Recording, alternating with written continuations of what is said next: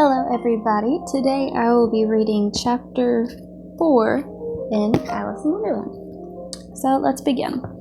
Chapter 4, Advice from a Caterpillar. The caterpillar and Alice looked at each other for some time in silence. At last the caterpillar took the hookah out of its mouth and addressed her in a languid, sleepy voice. "Who are you?" said the caterpillar. This was not an encouraging opening for a conversation. Alice replied rather shyly, I hardly know, sir, just at present. At least, I know who I was when I got up this morning, but I think I must have been changed several times since then." "What do you mean by that?" said the caterpillar sternly. "Explain yourself." "I can't explain myself, I'm afraid, sir," said Alice, "because I'm not myself, you see." "I don't see," said the caterpillar. "I'm afraid I can't put it more clearly," Alice replied very politely, "for I can't understand it myself to begin with. And being so many different sizes in a day is very confusing." "It isn't," said the caterpillar. "Well, perhaps you haven't found it so yet," said Alice, "but when you have to turn into a chrysalis, you will one day, you know, and then after that into a butterfly. I should think you'll feel a little bit queer, won't you?" "Not a bit," said the caterpillar. "Well, perhaps your feelings may be different," said Alice. "All I know is it'd feel very queer to me." "You," said the caterpillar contemptuously. "Who are you?" Which brought them back again to the beginning of the conversation.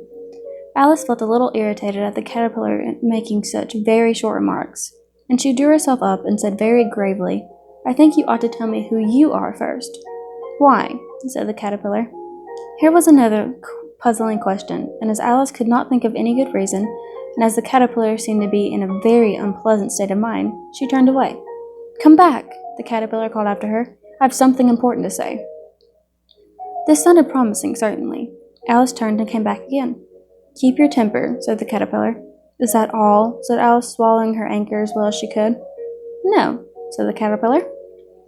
Alice thought she might as well wait, as she had nothing else to do, and perhaps after all it might tell her something worth hearing. For some minutes it puffed away without speaking, but at last it folded its arms, took the hookah out of its mouth again, and said, "So you think you're changed, do you?" "I'm afraid I am, sir," said Alice. "I can't remember things as I used. And I don't keep the same size for 10 minutes together." "Can't remember what things?" said the caterpillar.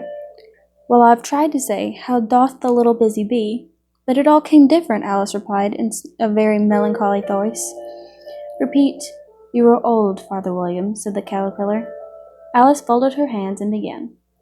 "You are old, Father William," the young man said, "and your hair has become very white, and yet you incessantly stand on your head.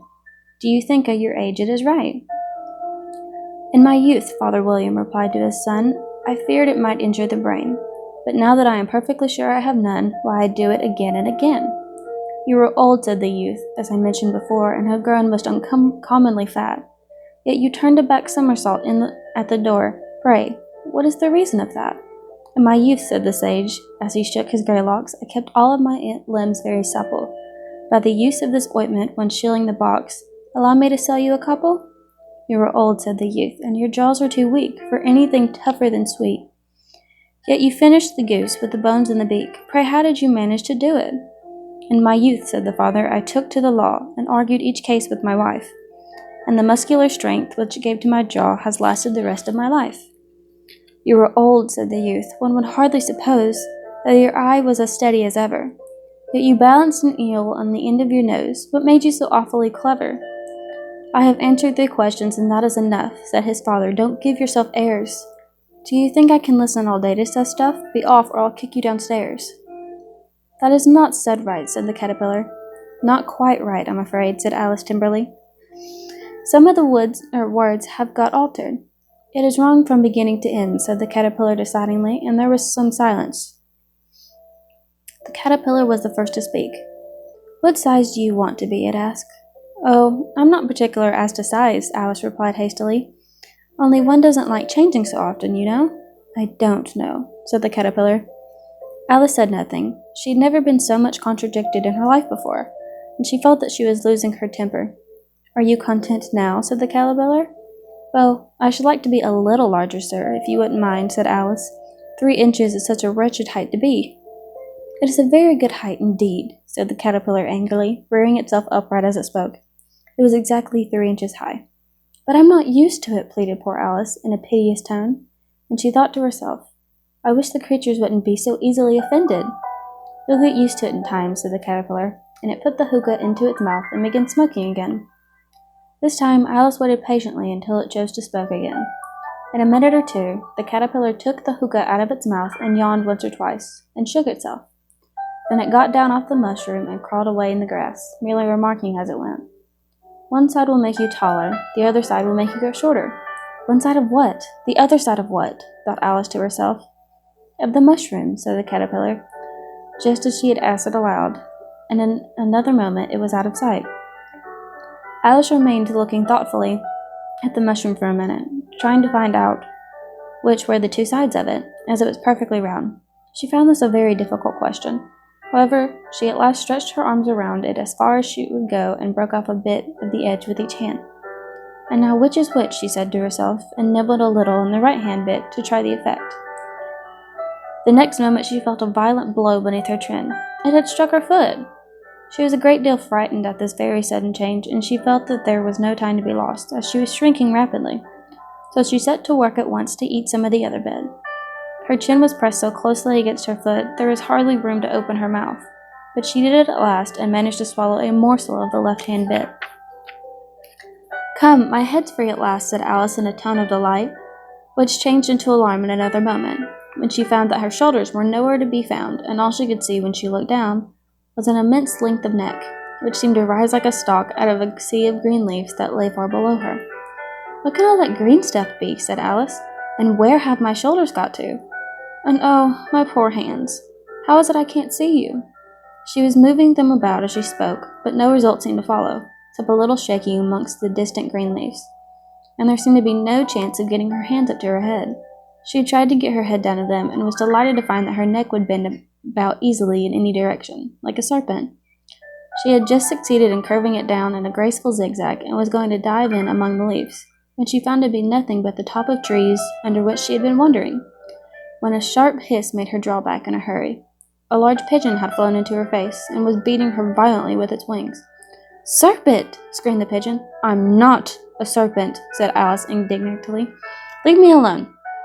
"Serpent, I say again," repeated the pigeon, but in a more subdued tone, and added with a kind of sob, "I've tried every way, and nothing seems to suit them." "I haven't the least idea what you're talking about," said Alice. "I've tried the roots of trees, I've tried banks, I've tried hedges," the pigeon went on without attending to her. "But those serpents, there's no pleasing them." Alice was more and more puzzled, but she thought there was no use in saying anything more until the pigeon had finished. "And if it wasn't trouble enough hatching the egg," said the pigeon, "but I must be on the lookout for serpents night and day. Why, I haven't had a wink of sleep these 3 weeks. "I'm very sorry you've been annoyed," said Alice, who was beginning to see its meaning. "And just as I had taken the highest tree in the wood," continued the pigeon, raising its voice in a shriek, "and just as I was thinking I shall be free of them at last,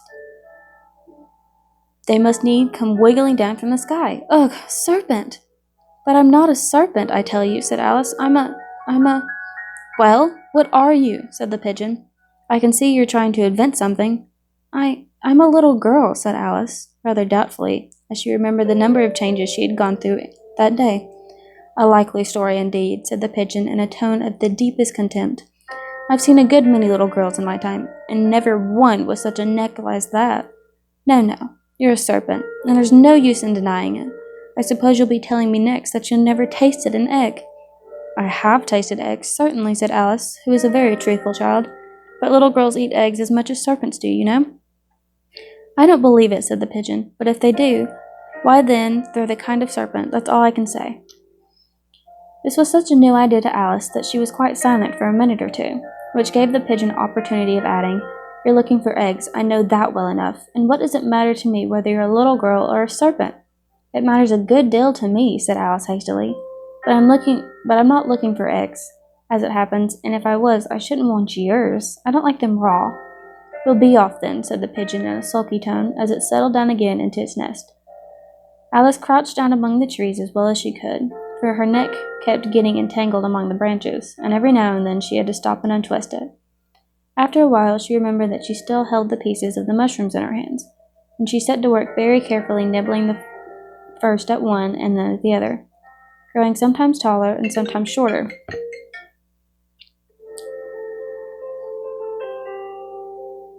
Until she had succeeded in bringing herself down to her usual height. It was so long since she had been anywhere near the right size that it felt quite strange at first, but she had gotten used to it in a few minutes, and began talking to herself as usual. Come, there's half my plan done now. How puzzling all these changes are. I'm never sure what I'm going to be from one minute to another. However, I've got back to my right size. The next thing is to get into that beautiful garden. How is that to be done, I wonder? As she said this, she came suddenly upon an open place, with a little house in it about 4 feet high. Whoever lives there, thought Alice, it'll never do to come upon them this size. Why, I shouldn't frighten them out of their wits. So she began nibbling at the right-hand bit, but did not venture to go near the house until she had brought herself down to 9 inches high. And that is the end of chapter 3. Thank you for joining me today, and I will see you next week for the next chapter.